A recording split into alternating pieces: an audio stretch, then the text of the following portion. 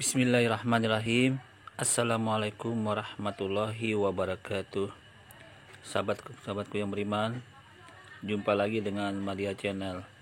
Untuk di video kali ini ya, berhubung ini Madya masih melanjutkan seri OON yang keempat ya. Sebelumnya sudah Madya buatkan seri OON yang ketiga.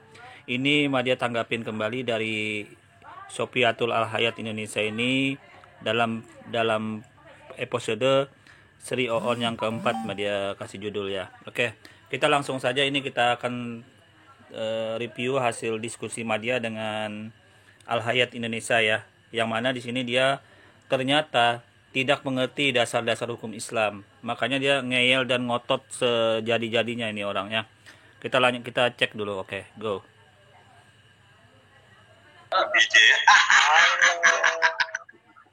Halo kawan-kawan. Halo Madya, senang berjumpa dengan Anda. Saya suka loh dengar suaranya Madya ini, terutama kalau menyapa halo kawan-kawan. Gimana kabarnya ini? Semangat betul ini. Semangat Ya, betul baik. nih. Tadi Madya sudah menghakimi Pak Kaceh, sudah menyatakan kalau Pak Kaceh itu menista. Iya dia sih, makanya kalau diskusi jangan menghujat kitab kuning, nanti jadi kasus Pak Kece. Itu menghujat kitab kuning sih, Katrin disalah-salahin, jadi kasus dong Anda. Udah, sekarang kita bicara kitab Madya hijau tidak aja. fair. Sudah, lupakan. Kita ngomongin kitab hijau aja. Kamu mau ngomongin kitab apa nih? Hijau, pink, apa biru? Oke, kita tanggapin dulu ya Pak Yusuf Manubulu ya, yang coba untuk mengatakan dasar-dasar mengapa Pak Kece ini sampai kena kasus ya.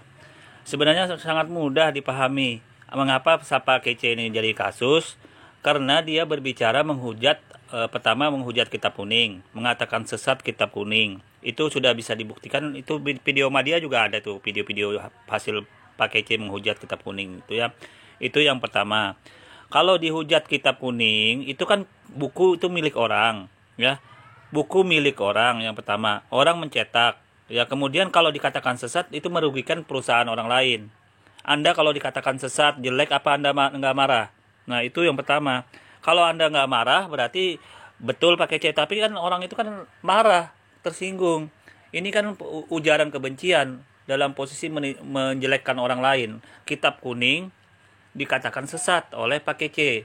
Kemudian menghujat pesantren, menghujat santri-santri, itu bisa dibuktikan dari kelanjutan dia setelah menghujat kitab kuning, ujung-ujungnya menghujat santri, menghujat kitab apa yang menjalankan kitab kuning itu di pesantren. Ini kan parah nih, mengatakan sesat buku orang. Ini sudah dalam posisi ranahnya dalam penghinaan. Penghinaan belum lagi ditambah dengan komplikasi daripada hujatan-hujatan ajaran Islam itu banyak sekali gitu loh. Nah, ini komplikasi-komplikasi ini itu sudah berbuah dalam posisi unsur-unsur pidana yang dilakukan oleh Pak Kece. Oke lah kalau Pak Kece masih membela dalam posisi ajarannya yang dia sampaikan itu ada dalilnya atau tidak, tapi faktanya ini tidak ada berkorelasi dengan dalil. Mengatakan hujatan itu, mengatakan jelek orang lain, itu dalam rangka apa? Tidak ada berkorelasi dengan dalil kalau dalam hal ini gitu loh. Ini yang membuat sebenarnya Pak Kece ini nggak bisa bakal lepas lagi dari jeratan hukum. Ya, Anda bisa bayangkan, Anda dijelek-jelekan, dihina, dikatain tidak baik. Apa Anda nggak marah? Apa keluarga Anda nggak marah? Atau apa bagaimana? Ini kan parah ini. Apakah ajaran kasih seperti ini gitu loh? Apakah ada ajaran kasih mengajarkan menghina orang, menjelek-jelekan orang, memfitnah orang? Kalau berbicara agama, oke lah, dia masih ada dalil untuk berkelit. Tetapi ini sudah menjelek-jelekan orang lain, mengatakan sesat santri-santri, para pesantren yang menjalankan kitab kuning itu. Sedangkan polisi saja, Kapolri menjelaskan mau belajar kitab kuning. Ini masalah nih. Ini masalahnya di sini yang membuat Pak Kece tidak bisa lepas dari jeratan hukum.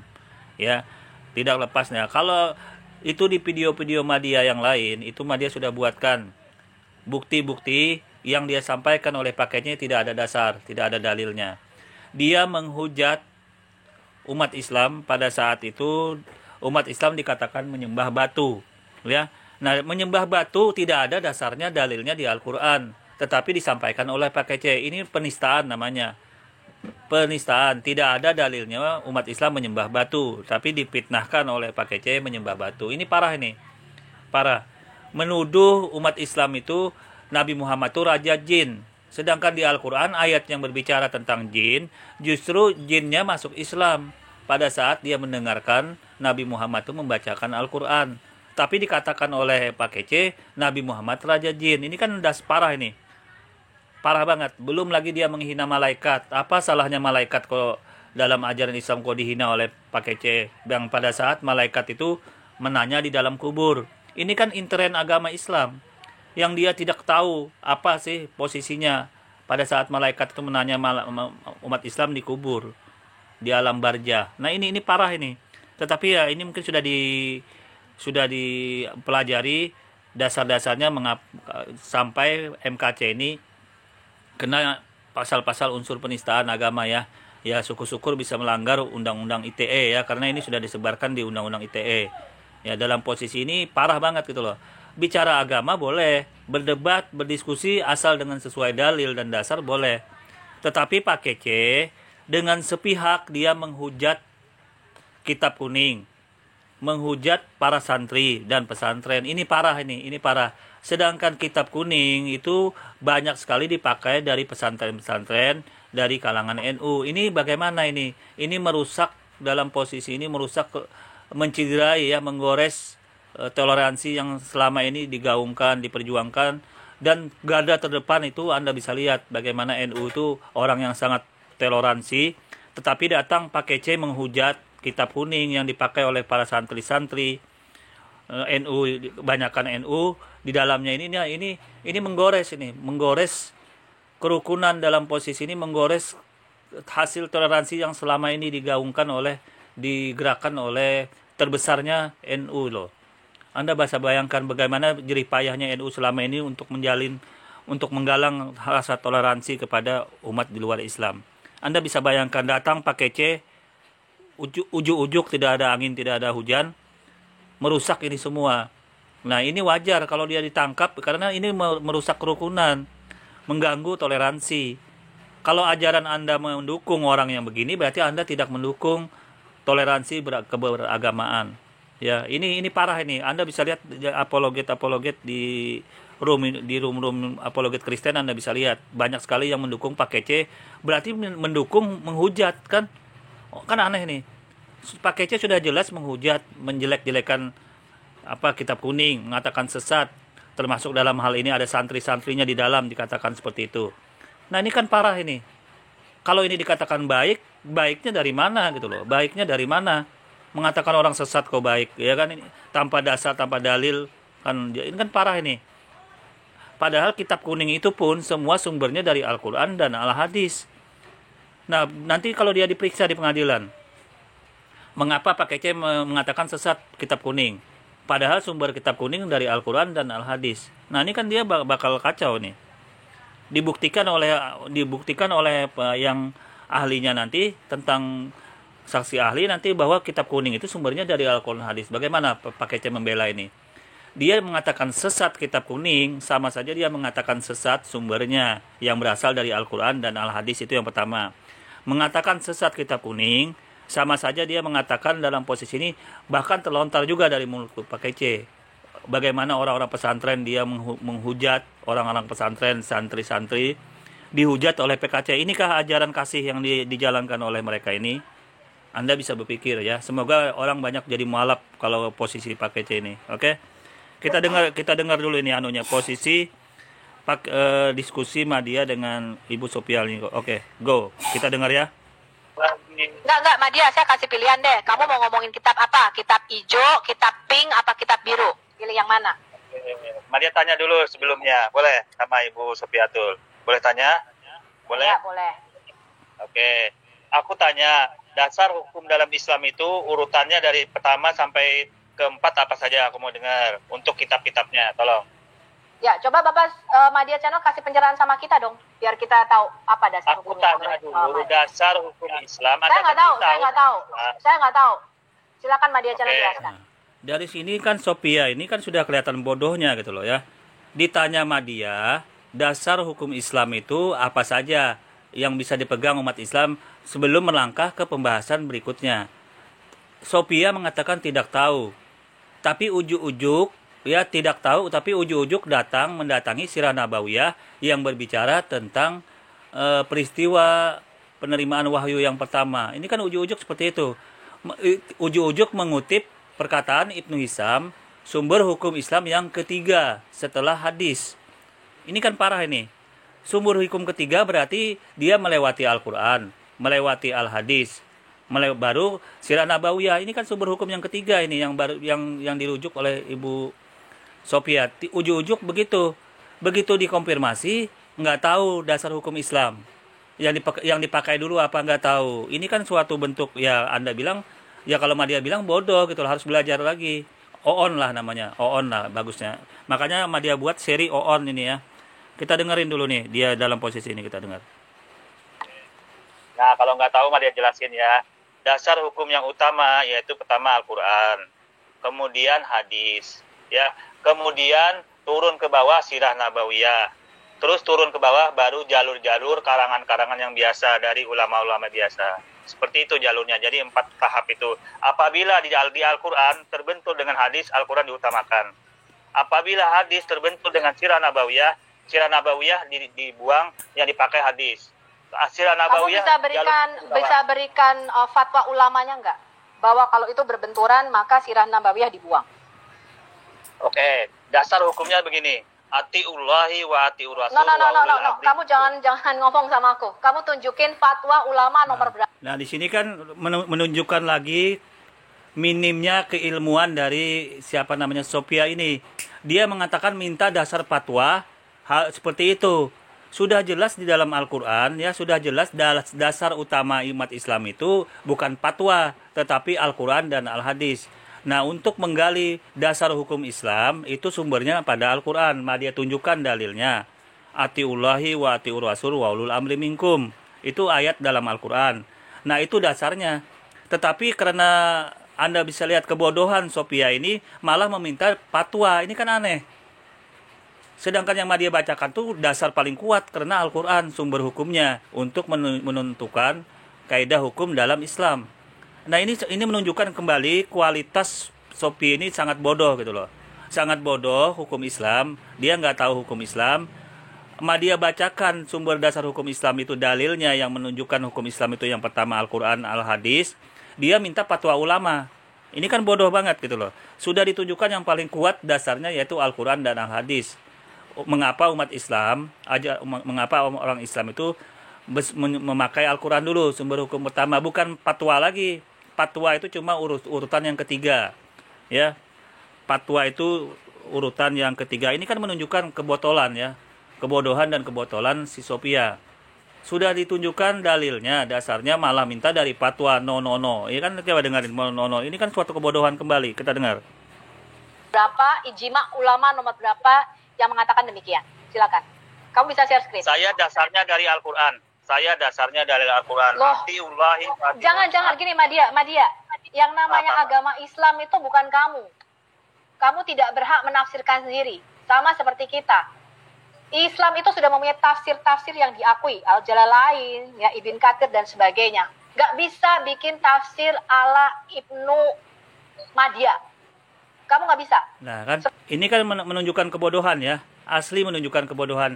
Dia nanya tadi, mana dasarnya umat Islam memakai kaidah hukum dasar-dasar yang memakai Al-Quran, Al-Hadis, ijma ulama. Kemudian setelah dia tunjukkan dasarnya ayat Al-Quran, yaitu dalilnya yaitu atiullahi wa atiur rasul wa ulul amri minkum, dia aneh gitu loh. Ini artinya nih orang ini asli tidak tahu dasar hukum, apa yang disebut dengan Al-Quran, apa yang disebut dengan tafsir. Ini asli blow on banget gitu loh, blow on dan bodoh gitu loh. Makanya aku bilang nih seri on yang keempat membuktikan Sophiatul ini on yang keempat ya. Bodoh dan on yang keempat. Sesuatu yang sudah jelas dasarnya dalam Islam mau dikorelasikannya dengan tafsir, dengan posisi pendapat ulama. Ini kan aneh. Seharusnya kalau dia bertanya yang benar,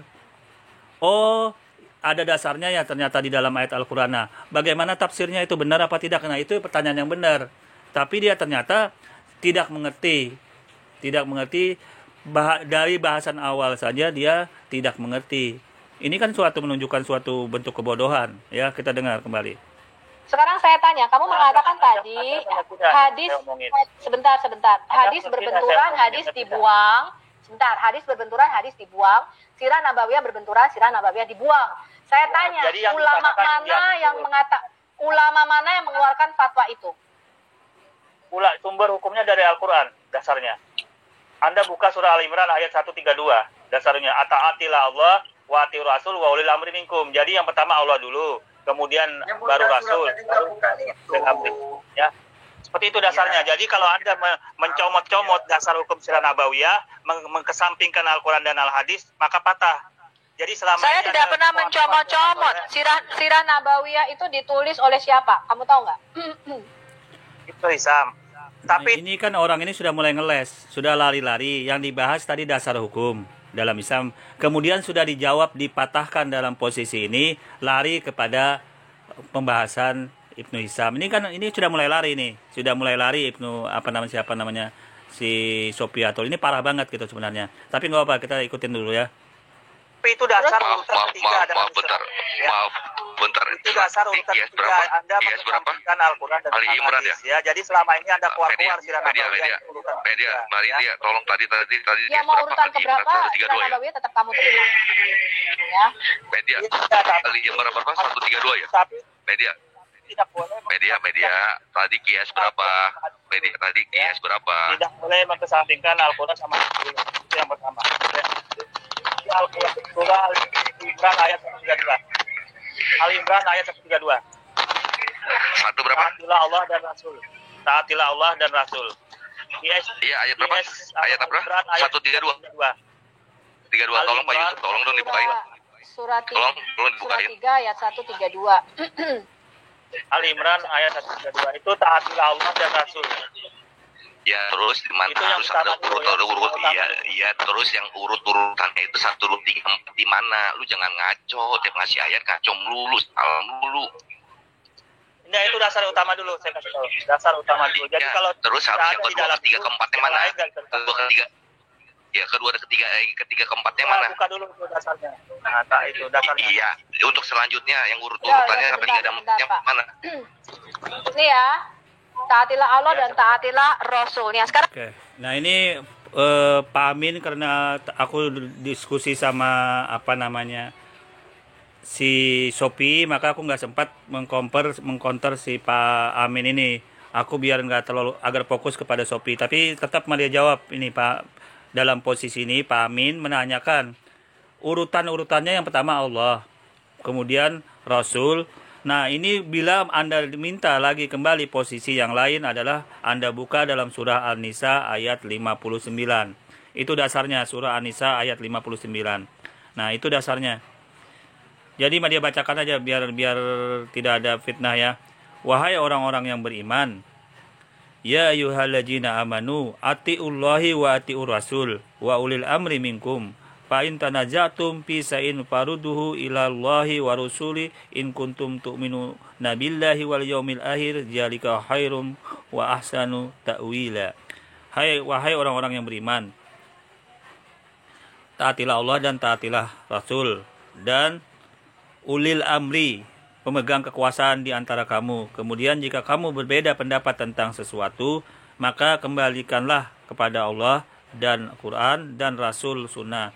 Jika kamu beriman kepada Allah dan hari kemudian, yang demikian lebih utama bagimu dan lebih baik akibatnya. Di sini ada 3 ya subjeknya. Pertama Allah, dalam surah An-Nisa ayat 59 Allah, kemudian Rasul, baru kemudian ulil azmi, ini para ulama ya yang ada dalam posisi ini, yang disuruh mentaati. Nah, posisi kitab-kitab setelah posisi kitab, buku-buku atau rujukan-rujukan setelah Al-Quran dan Al-Hadis, dia berada di posisi ulil azmi ini, para ulama ini. Jadi posisi sirah nabawiyah termasuk yang sering didatangi koar-koar oleh si Sopiatul ini, itu hanya posisi kedudukannya urutan yang ketiga dalam Islam. Ini yang tidak dimengerti Sopiatul, ujung-ujungnya ngeles mendukung literatur yang posisi ketiga doang dalam ajaran Islam, nggak urutan yang kedua atau ke satu gitu loh. Kita dengar dulu kembali. Sekarang saya tanya, kenapa taat kepada Allah sama dengan taat kepada Rasul sama dengan taat kepada Allah? Kenapa mendengarkan suara Rasul itu sama dengan mendengarkan suara Allah? Nah, ini sebenarnya sudah mulai melebar ya. Tapi karena ini di dalam posisi Madya review, Madya jawab juga. Mengapa mentaati Allah sama mentaati Rasul sama mentaati Allah? Karena Allah yang suruh. Allah yang suruh, apa yang ada pada perbuatan Nabi Muhammad itu semua informasinya dari Allah, diilhami Allah. Jadi bila mentaati yang oleh Rasulullah itu sama saja mentaati Allah. Di situ jalur kedudukannya. Ya, tapi Madya karena mau fokus kepada posisi sumber hukum ya, kedudukan hukum, makanya Madya nggak tanggapin dulu. Takutnya melebar kemana-mana pertanyaan ini gitu loh. Di dalam diskusi ini ya, kita lanjut. Apakah ini bukan bentuk syirik? Lembaran baru pertanyaan. Kita buka khusus kedudukan. Enggak. Kan kamu mengatakan taatilah Allah dan taatilah Rasul. Kenapa ini ayat ini banyak di dalam Quran kamu? Sekarang aku tanya, kenapa Rasulmu Muhammad itu boleh menyela pengikutnya ketika sholat? Jadi ketika mereka sedang sholat atau... Oke, nah di sini kan si Sopiatul mengatakan syirik. Apakah Anda syirik mentaati Rasul? Ya tidak, karena yang menyuruh mentaati Rasul itu Allah. Jadi Allah tetap pemegang utama. Jadi tidak ada berkorelasi syirik. Kalau dia sendiri yang mentaati Rasul tanpa ada disuruh oleh Allah, bisa syirik. Nah ini, jadi Sopiatul harus paham ini ya. Tapi berikutnya dia mau melebar kembali pertanyaan ini, sudah dijawab dasar hukum dia kalah. Kemudian dia mau lari lagi ke posisi lain gitu loh. Kita dengar dia bertanya. Tapi tidak mau ditanggapin ini, dengarin. Atau berdoa, kemudian Muhammad memanggil, mereka harus langsung datang sekalipun di tengah-tengah sholat dan sholatnya belum selesai. Kenapa taati Allah atau mendengar suara Rasulmu itu sama dengan mendengar suara Allah? Sampai nabimu bisa menyela orang tengah-tengah dia sholat atau berdoa, dan ketika nabimu memanggil, dia harus menghentikan sholatnya. Karena Allah yang suruh. Informasinya semua terfokus kepada Allah. Jadi apapun yang diperintahkan itu, kalau Allah yang suruh itu yang diutamakan. Itu sudah kelar keurusannya. Cuma dia mencoba untuk menggiring opini saja ini si Sopiatul ya. Kita lanjut. Anda buka nanti dalam posisi surah An-Nisa ayat 59 itu lengkapnya. Itu saya bicara kedudukan hukum Islam dulu, biar Anda ada keluar-keluar sirah nabawiyah terus. Itu dasar urutan ketiga. Oh, saya akan keluar-keluar terus. Selama kamu ngurusin Alkitab, selama teman-teman kamu masih keluar-keluar soal Alkitab, saya nggak akan pernah berhenti. Bahkan saya akan ngorek-ngorek semua surah nabawiyahmu. Dengar Madya ya. Dengar ya. Saya bukan hanya buka sirah nabawiyah, saya buka Quran, saya buka hadismu. Ya, saya buka semua tafsir ulamamu. Saya buka semua tafsir ulamamu tentang mencekik. Ya, saya sudah punya tafsir-tafsirnya dan semua ulamamu mengatakan mencekik, bahkan dikatakan seperti tenggelam, bahkan dikatakan nabimu seperti tenggelam di dalam air sehingga mati lemas. Ya. Itu dasar ketiga, itu nggak dipakai, tertolak. Ya, saya nggak urusan. Yang penting ulamamu ngomong begitu dan itu diterima. Ya, bukan. Nah, di sini kan sudah menunjukkan ya kebodohan Sopiatul ya. Karena dalam Islam ya, sirah nabawiyah itu posisinya di urutan yang ketiga ijma para ulama. Jadi bila sirah nabawiyah dalam posisi ini ada berbenturan atau pemahamannya, korelasinya pemahaman ini berbeda dengan hadis yang sudah sahih, yang sudah baku, maka yang dipentingkan, yang diutamakan adalah hadis. Karena hadis urutan kedua. Pemahamannya seperti itu dalam Islam.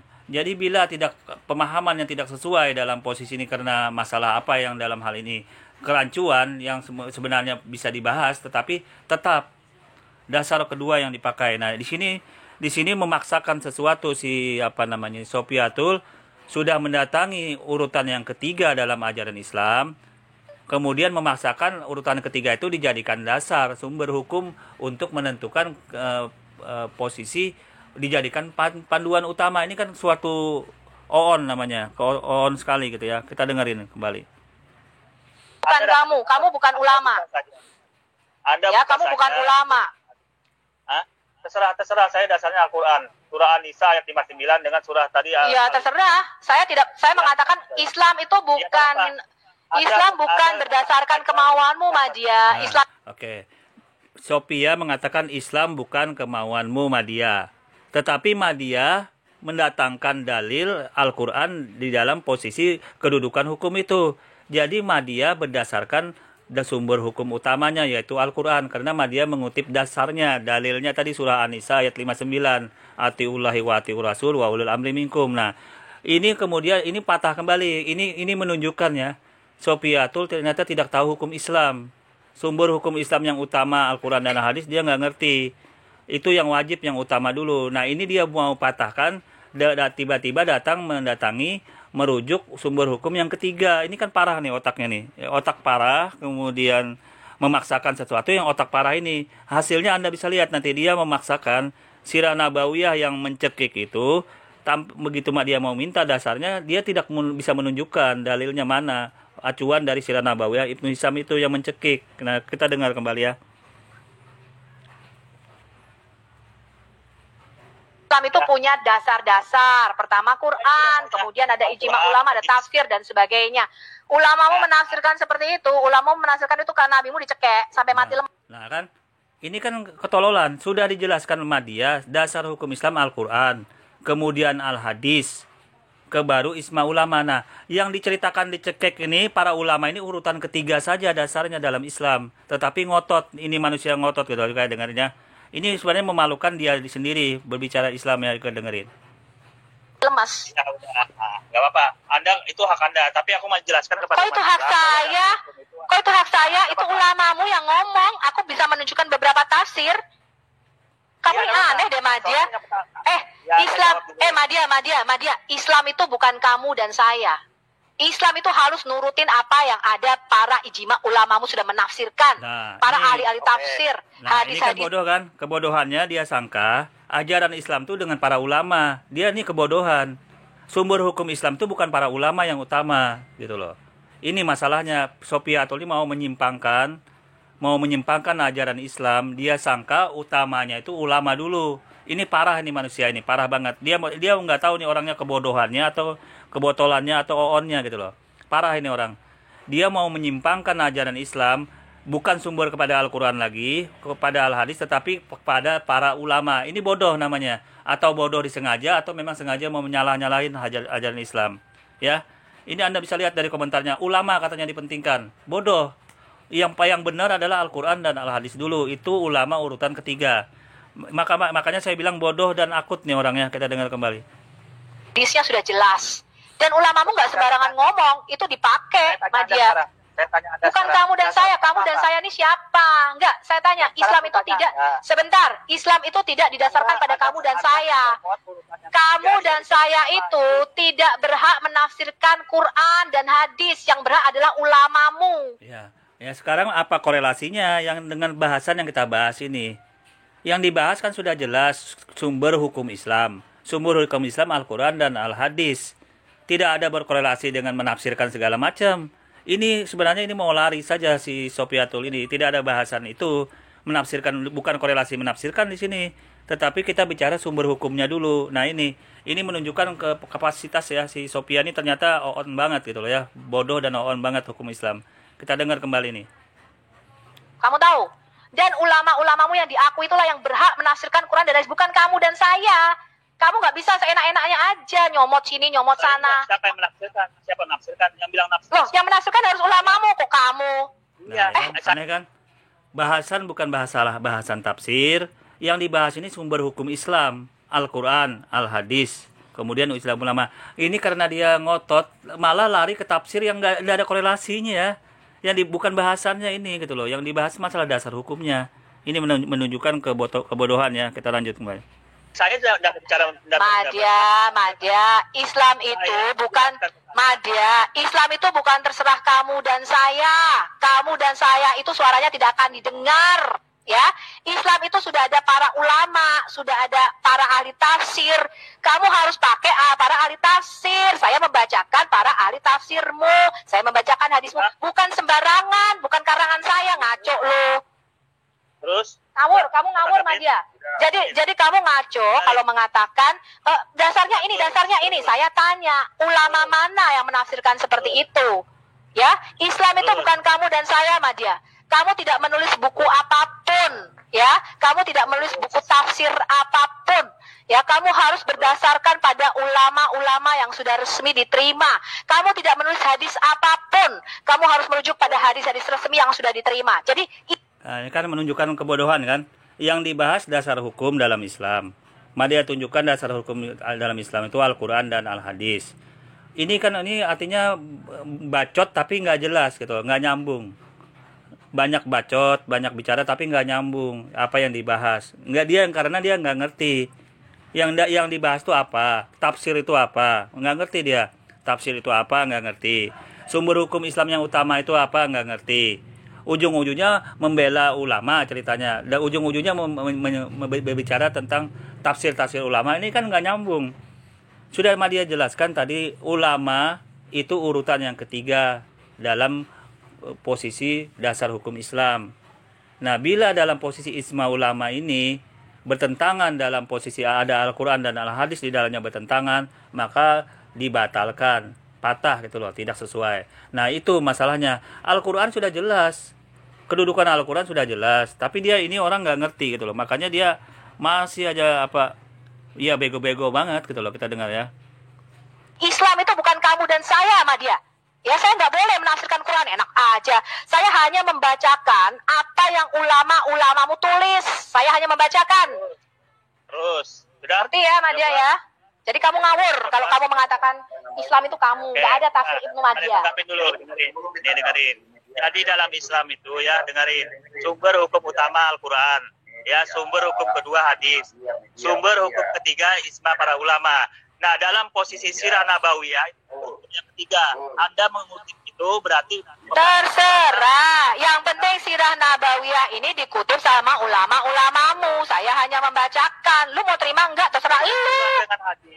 Terserah kamu. Berarti kan ini orang bodoh. Berarti dia tidak paham sumber hukum Islam dalam tatanan hukum Islam itu. Berdasarkan surah yang dia sampaikan tadi, atiullahi wa atiur rasulul amri, sumber hukum Islam itu Al-Quran dan Al-Hadis dulu. Kemudian sirah nabawiyah posisinya urutan ketiga. Nah, yang dirujuk Sofiatul selama ini, yang koar-koar di dalam medsos ini untuk berdebat segala macam, itu sumber hukum yang ketiga. Sumber hukum yang ketiga sirah nabawiyah salah satunya bila berbantahan dengan Al-Quran dan Al-Hadis, maka batal demi hukum dalam Islam. Nah, ini posisinya karena dia urutan yang ketiga. Nah, tetapi karena kebodohan si Sofiatul ini, dia sangka sirah nabawiyah itu menjadi acuan utama. Dia tidak berpandang Al-Quran dan Al-Hadis lagi sebagai sumber hukum yang pertama dan kedua. Ini masalahnya gitu loh. Sehingga dia ngotot banget gitu loh. Ngotot banget tanpa bisa membuktikan. Nanti begitu dia minta dasarnya, mana penggalian hukum di sirah nabawiyah yang menjelaskan dicekik, dia nggak ngerti. Coba kita dengar. Terserah kamu mau terima apa enggak. Aku hanya membacakan, ngerti? Gue tidak pernah menafsirkan. Ulamamu mengatakan, nih ulamamu ya, saya kasih nama-namanya ulama nih.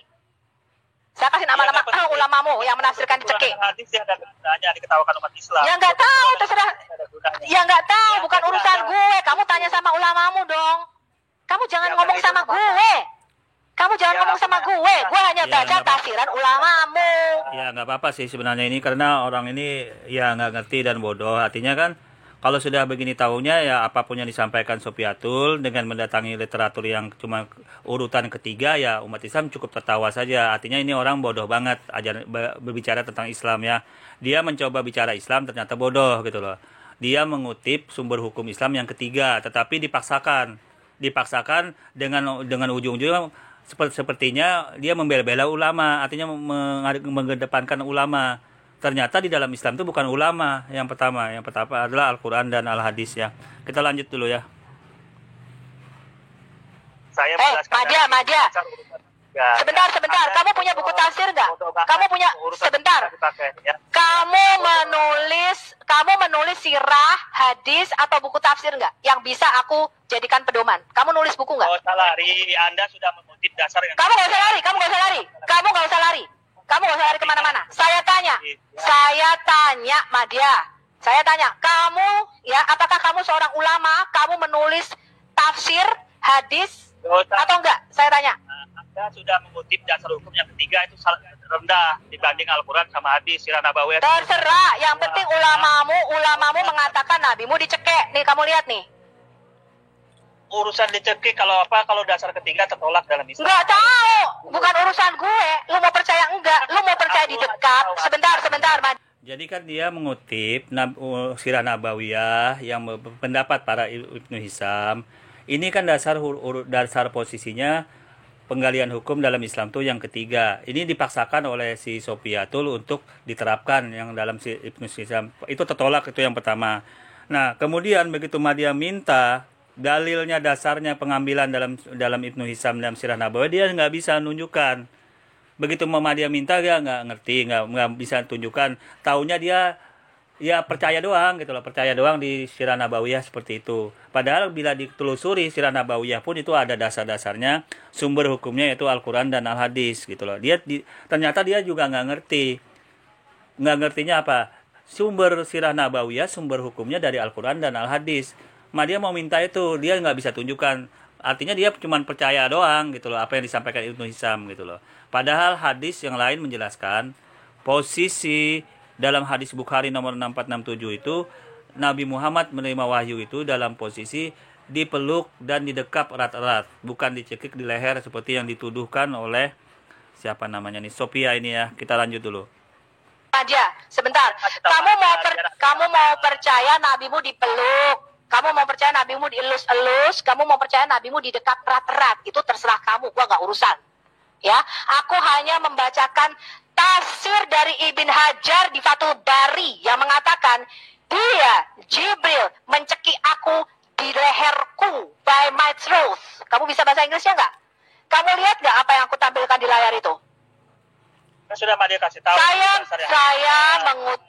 Saya mengutip Ibn Hajar di buku Fathul Bari bahwa nabimu dicekek, ya, nabimu Kita luruskan dulu sedikit ya.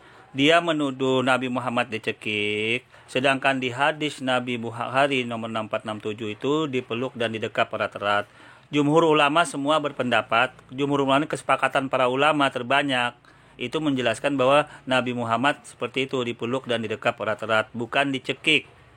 Jadi dalam hal ini sudah bertentangan posisinya dalam pemahaman jumhur ulama keseluruhan ya. Ini sudah dituangkan dalam hadis Bukhari. Anda bisa lihat terjemahannya ya. Nanti Madya tampilkan terjemahan dalam Bukhari ya. Sebentar kita bahas dulu nih sebentar. Strangle itu sebenarnya nggak harus cekek. Strangle itu begini loh. Strangle itu artinya dijerat dengan sesuatu dalam bentuk tali atau apapun, kemudian ditarik kuat-kuat. Itu namanya strangle. Jadi seperti orang dijerat. Quran dan hadis tertolak. Terserah, gue nggak peduli. Yang penting ulamamu Ibn Hajar di kitab Fathul Bari mengatakan nabimu berkata dia Jibril mencekik aku pada leherku. Sekarang aku kasih tafsir ulamamu ya. Tafsir ulamamu. Nah, ya kan? Dia terserah katanya. Berarti orang ini bodoh dasar hukum Islam. Dia bertaklid buta dengan ulama. Kalau dalam Islam tidak berpegang kepada ulama yang pertama, tapi berpegang dulu kepada Al-Quran dan Al-Hadis. Sementara di Al-Hadis, Anda bisa lihat terjemahan Al-Hadis itu dalam posisi di kesepakatan seluruh ulama menjelaskan jumhur ulama, namanya hadis Bukhari sahih ya. Hadis Bukhari itu dipeluk dan didekap erat-erat. Kemudian dia mengutip sirah nabawiyah yang posisinya menjelaskan masalah Nabi Muhammad itu. Sebagian ulama yang dia sampaikan ini hanya beberapa orang, tidak kesepakatan ulama, mengatakan dicekik di leher. Nah ini kan parah ini. Ya apakah dalam Islam tidak berpegang kepada ini, tidak berpegang kepada masalah yang ulama-ulama yang sedikit, tetapi kesepakatan ulama, jumhur ulama namanya. Makanya sudah dibuatkan dalam Sahih Bukhari Muslim itu, ya dalam posisi Nabi Muhammad dipeluk dan dirat. Nanti dia tampilkan nanti hadisnya ya. Ini yang berusaha sudah mendatangi urutan yang ketiga dasar hukumnya, kemudian masih ngotot menyalahi para kesepakatan ulama, jumhur ulama. Ini kan parah ini. Kita dengar.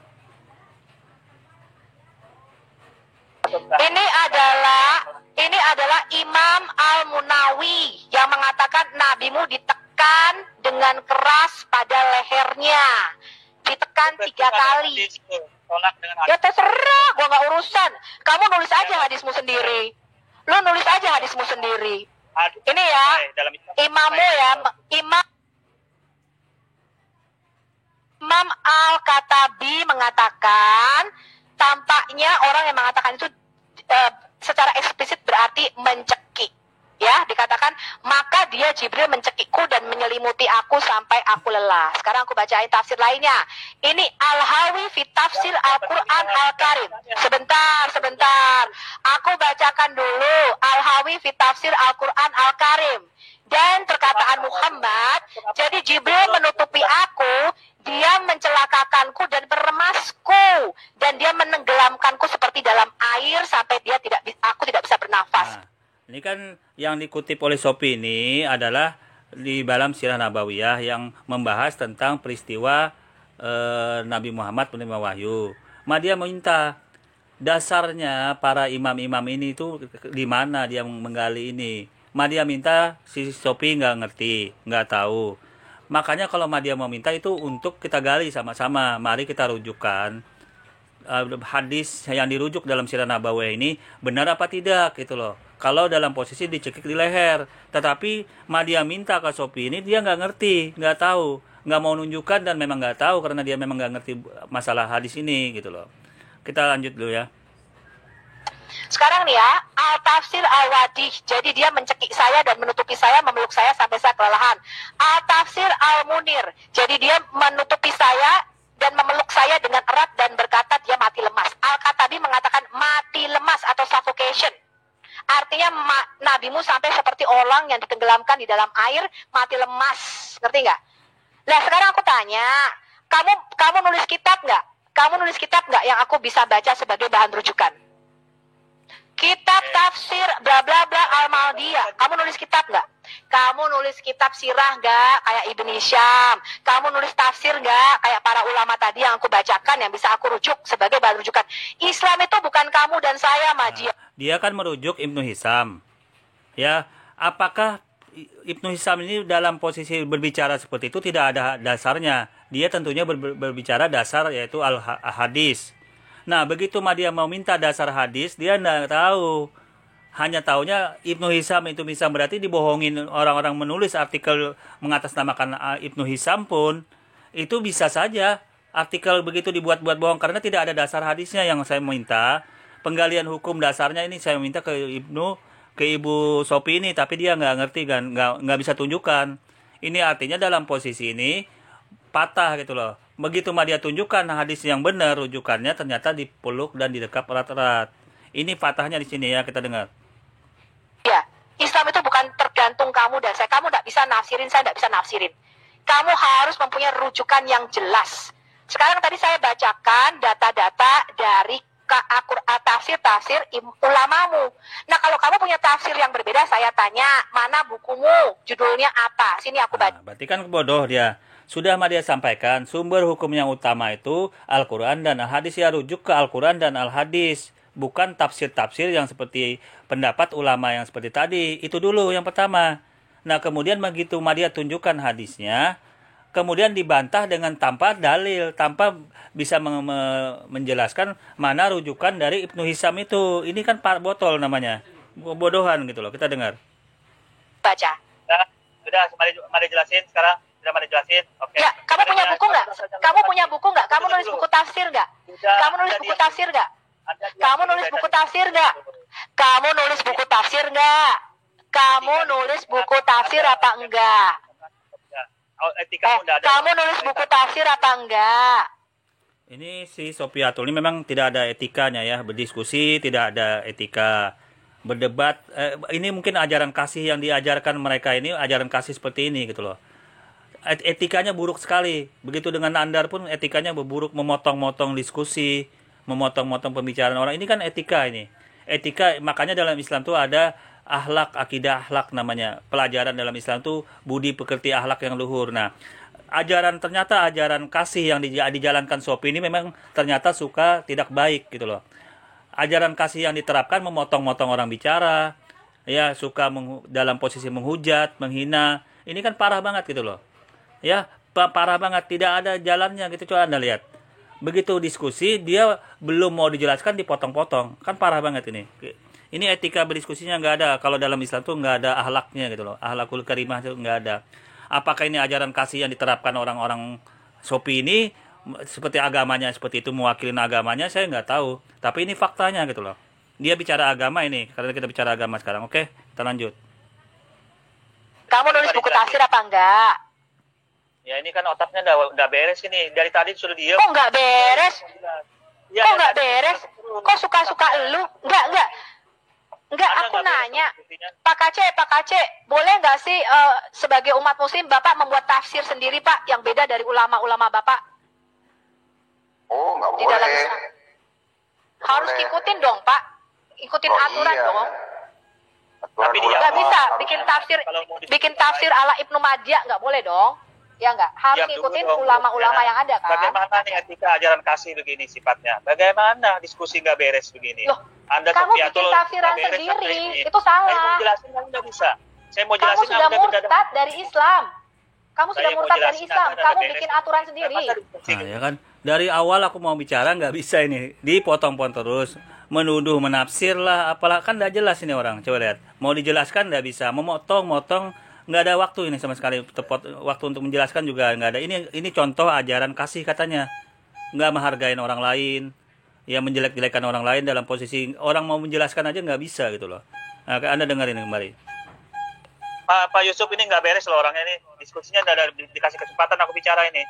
Sofiatul Ngapain nggak beres? Orang kamu ngaco bikin tafsir sendiri. Saya mau Kamu jelasin ke menyesatkan Anda. orang.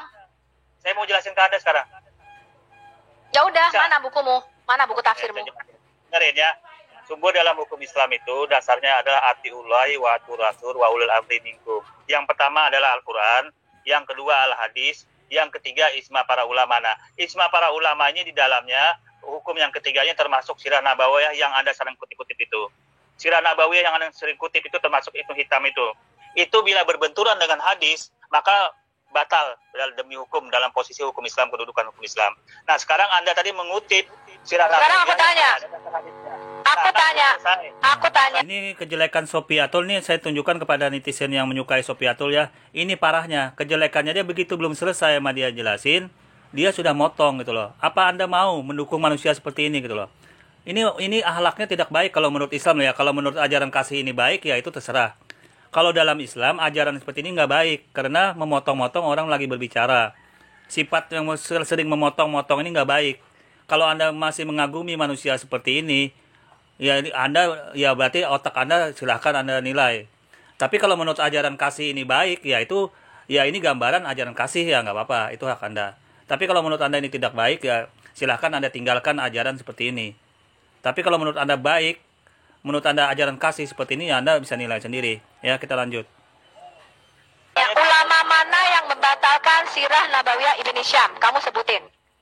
Ulama Hadis mana? Bukhari nomor 6467. Hadis Bukhari buka sekarang 6467. Itu dalam posisi itu yang membatalkan posisinya. Aduh, Madya. Kemarin sudah aku buka ya, dan tafsirnya mengatakan kata itu adalah dicekik atau strangle. Kamu tuh gimana sih? Kita sportif dengan terjemahannya aja. Hadis nomor Bukhari nomor Nggak ada. Terjemahan itu menipu. Kamu bukan umat terjemahan. Kamu umat hafalan.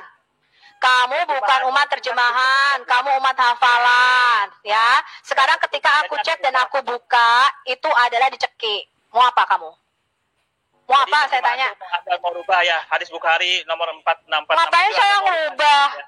Ngapain saya ngerubah? Kan hadis yang Bukhari nomor 6467 itu menggambarkan bahwa dibekup ditarik dan didekap erat-erat, dipeluk dan didekap erat-erat. Nanti Madia tampilkan hadisnya, setelah ini Madia tampilkan. Nah, tapi ternyata si Sopi ini mau ngerubah ini hadis gitu loh. Mau dirubahnya dicekik di leher, kan aneh gitu loh. Padahal konteksnya ayat ini sudah Madia jelaskan, bahasa Arabnya pun tidak ada menunjukkan dicekik di leher gitu loh. Makna kalau Karkun gitu nggak ada gitu loh. Coba kita dengar kembali. Ngapain saya ngerubah? Memang itu diperhalus, Madya. Ya, diperhalus kata-katanya. Kalau dicekek kamu murtad. Kalau dicekek kamu murtad. Kalau Oh, dicekek begitu. kamu murtad. Nah kan, nah nih di satu sisi sudah mulai ngakui Sophia itu bahwa memang ayat ini dalam hadis ini bahwa dipeluk dan didekap erat, tapi katanya diperhalus. Ini kan aneh nih orang. Mau menyangkal hadis, terjemahan hadis yang sudah jelas baku ini dia mau sangkal, mau dirubahnya menjadi dicekik di leher. Ini kan parah nih orang. Kita nomor. Jadi Anda sportif ya? Anda mau merubah? Sebentar, nggak usah ngomong begitu, Madia. Aku tantang kamu ya. Quran terjemahanmu pun banyak yang dirubah tidak sesuai. Dan itu memasukkan tafsirnya. Oh iya, aku tantang kamu. Aku tantang. Terjemahanmu tuh tidak akurat. Terjemahan bahasa Indonesia tuh nggak akurat. Nanti nggak apa biar penonton menilai. Ngapain sportif? Kamu nih aneh. Nah, aku Kamu tanya nih Anda aneh. itu. Sportif apaan? Emangnya lu badminton sama gue? Sportif. Bukhari nomor 6467 itu dipeluk dan didekap erat-erat. Anda ganti dengan dicekik itu, Anda mau seperti itu kah? Merubah tafsir arti dari tafsir hadis Bukhari itu ya? Anda Madia, kemarin aku sudah tunjukkan ya Madia, kata itu sudah aku rujuk ternyata di www.umul.com mengatakan kata itu artinya strangle atau dicekik. Kamu ngerti nggak? Dia akan merujuk bahasan dari Christian Priest. Ini kan parah nih. Hadis kok dihubungkan dengan Christian Priest. Malah bahasan Christian Priest yang dirujuknya dalam bahasa Inggris. Ini kan parah banget nih Sophia. Hadis kok disuruh Christian Priest yang menjelaskan. Ya jelas disesatkan lah. Christian Priest itu penyesat hadis. Makanya hadis yang sudah baik-baik artinya dikatakan dicekik. Ini kan parah. Tetapi ini yang dipegang Sophie. Penyesat yang Christian Priest yang dari barat itu yang dipakainya gitu loh, dengan alasan ini berasal dari Islam. Islam apa kalau sudah dalam bahasa Inggris yang ujung-ujungnya dirujuk ke Christian Priest. Ini kan parah gitu loh. Kita lanjut. ya udah. Oh, berarti hadis itu dirubah dicekik ya artinya. Hadis Bukhari nomor 6467 Anda bilang dicekik. Kamu tanya ulamamu sendiri ini loh. Kamu tanya, aku sudah kasih nih. Kamu tanya ulamamu sendiri. Kalau ulama dipeluk dan didekap erat-erat. Kalau ulama Loh, hadis. ini ulamamu mengatakan dicekik kok. Kamu tuh gimana sih? Ini loh, kata ini. Nih loh, ini kata ini. Nih loh, kata ini. Nih ya, nih. Dual ulama namanya. Dia sudah sampaikan mana dasarnya di dalam Ibnu Hisam itu hadis yang mana digarapnya, yang digali oleh Ibnu Hisam sampai-sampai mengatakan dicekik. Dia tidak bisa tunjukkan karena hadis-hadis yang berbicara dalam periwayatan Nabi Muhammad menerima wahyu di gua Hira itu ada bermacam-macam. Tetapi dia tidak bisa tunjukkan, makanya di sini kesulitannya gitu loh. Penggalian ini dia makanya kesulitannya di sini mau menggali hadis ini. Tapi karena dengan sepihak mengklaim seperti ini parah gitu loh. Parah banget Sofiatul ini. Maka dia tuh meminta hadisnya yang digali, mana hadisnya yang dirujuk Ibnu Hisam itu dan ulama yang mengatakan dicekik di leher itu. Karena di Sirah Nabawiyah itu pasti ada sumber hukum hadisnya. Dia sudah tunjukkan tadi hadis yang bahwa dipeluk dan didekap erat-erat dalam hadis Bukhari nomor 6467. Saya minta ke Ibu Sophie nggak bisa dia nunjukkan gitu loh. Ini parah gitu loh. Kata ini nih. Nih ya. Ini hadis merujuk ke Christian Priest, nggak bisa ada begitu. Itu Bahmu Christian Prince ya. Ini www.umah.com ya, www.umah.com. Ya kan? Iya, tetapi rujukannya Anda ke Christian Priest pembahasan hadis ini. Itu masalahnya. Merujuk ke Ibnu Hisam. Itu bahasan dari Christian Priest, kemudian Anda mau jabarkan menggoreng-goreng tafsir dalam posisi merujuk membatalkan posisi hadis Bukhari yang dipeluk dan didekap erat-erat gitu loh. Tapi begitu dia mau minta sumber dalam posisi Sirah Nabawiyah itu Anda tidak bisa tunjukkan juga Sophie gitu loh. Dia sudah berulang-ulang mana dasarnya Anda tidak bisa tunjukkan. Taklek buta aja gitu loh. Kita dengar. Kata ini ya, kata ini yang kamu katakan didekap erat-erat ya. Kata ini yang kamu katakan didekap erat-erat ya. Abu Dawud Al-Tayalisi memiliki rantai perawi yang baik dari mustadnya. Jadi dia Jibril menekan atau mencekik tenggorokanku. Mau ngomong apa lu? Oh begitu. Jadi dirubah ya hadisnya Bukhari nomor 6467. Gak tahu. Lu tanya sendiri sama Abu Dawud Al-Tayalisi. Kamu tanya sendiri arti kata ini didekap erat-erat ini kenapa bisa jadi dicekek pada kata Abu Dawud Al-Tayalisi. Ya terserah lu. Tidak ada. Nah, aku tanya itu derita lu Madia, bukan urusan gue. Gue hanya membacakan tafsir para ulamamu. Kata ini yang kamu bilang di dalam hadis Sahih Bukhari ya 6467 tadi, yang kata ini yang kamu mengatakan didekap dan dipeluk erat-erat, ya Abu Dawud Al-Tayalisi mengatakan ditekan atau dicekek di pada tenggorokan. Ada berita hadis loh, terjemahannya. Terserah lu nih. Di sini kan dia mau galikan mana rujukan dari Ibnu Hisam itu yang dikatakan dipeluk dan dicekik. Dicekik di leher itu. Tetapi ini Sopi nggak mau tunjukkan. Begitu malah dia tunjukkan hadis Bukharinya, dia malah bahas hadis Bukharinya. Padahal Ibnu Hisam ini rujukannya kemana dia nggak tunjukkan dulu gitu loh. Ini parahnya di sini. Padahal kalau ditunjukkan ya hadisnya itu, kita bahas sama-sama hadis apa ini gitu loh. Apakah tergolong hadis yang kuat, hadis yang lemah, tapi dia nggak bisa tunjukkan. Ini parah gitu Sopi ini. Sopi banget, parah banget gitu loh ya. Kita lanjut. Nih Abu Dawud Al-Tayalisi. Nih Abu Dawud Al-Tayalisi. Ya, sekarang saya kasih kamu. Ya, ini musnad dari At-Tayalisi yang dilaporkan oleh Ibn Hajar. Di kitab Fathul Bari. Ya, di kitab Fathul Bari. Ini bahasa Arabnya nih. Kamu baca nih. Dia Jibril menekan aku di tenggorokanku. Kamu baca nggak? Nih ayat ini nih. Ya, dan kebanyakan ulama yang menerjemahkan hadis ini, hadis yang kamu bacain tadi, ya Sahih Bukhari tadi. Oke, mungkin untuk bahasan untuk diskusi mau dia sampaikan di sini, nanti kawan-kawan bisa lihat ya di room mereka itu panjang sekali nih. Di Kanuru mungkin kawan-kawan bisa lihat kelanjutannya ini, tapi poinnya dia ngotot gitu loh. Ngotot sudah dia minta tunjukkan hadis yang dirujuk di dalam Sirah Nabawiyah yang dia datangi, dia nggak bisa tunjukkan. Tapi dia ngotot, pokoknya itu gitu loh, ngotot. Padahal hadis yang dirujuk Ibnu Hisam itu belum tentu hadis yang dibahas di dalam Bukhari nomor 6467 ini, karena hadis yang menceritakan tentang posisi Nabi Muhammad menerima wahyu di Gua Hira itu banyak macam, berbagai macam. Makanya inilah kelemahannya, karena dia nggak ngerti bahasa dalam posisi ini. Sirah Nabawiyah itu sumbernya dari hadis, dia ndak mau tunjukkan, ya ini parah gitu loh, parah banget ya.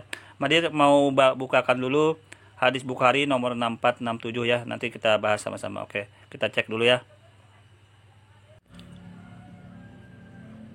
Nah ini ya saudara-saudaraku ya, dia tampilkan hadis Bukhari nomor 6467 ya.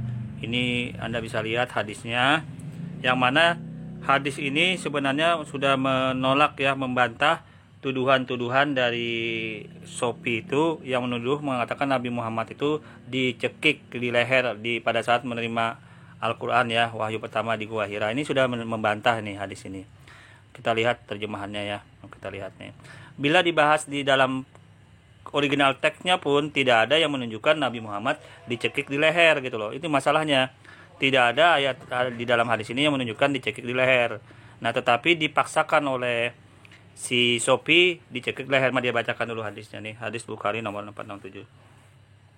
Telah menceritakan kepada kami Yahya bin Bukair, telah menceritakan kepada kami Al-Laits dari Ukail dari Ibnu Shihab lewat jalur periwayatan lain, dan telah menceritakan kepadaku Abdullah bin Muhammad, telah menceritakan kepada kami Abdul Rajak, telah menceritakan kepada kami Mamar Az-Zuhri mengatakan telah menceritakan kepada kami Urwah dari Aisyah radhiyallahu an, ia menceritakan wahyu pertama-tama yang diturunkan kepada Rasulullah SAW berupa mimpi yang baik ketika tidur. Beliau tidak bermimpi selain datang seperti fajar subuh. Dan beliau selalu pergi ke Gua Hira bertahalus di sana, yaitu beribadah beberapa malam. Dan beliau untuk hal tersebut berbekal, kemudian kembali kepada Khadijah agar dia dapat membekali beliau untuk keperluan seperti itu. Sampai akhirnya beliau dikejutkan dengan al-haq ketika beliau sedang berada di dalam gua. Malaikat datang kepada beliau dan berujar, bacalah. Nabi SAW berkata kepadanya, maka aku menjawab, saya tidak bisa membaca. Lalu ia mendekapku dan menutupiku hingga aku kepayahan, kemudian melepaskanku dan berkata, bacalah.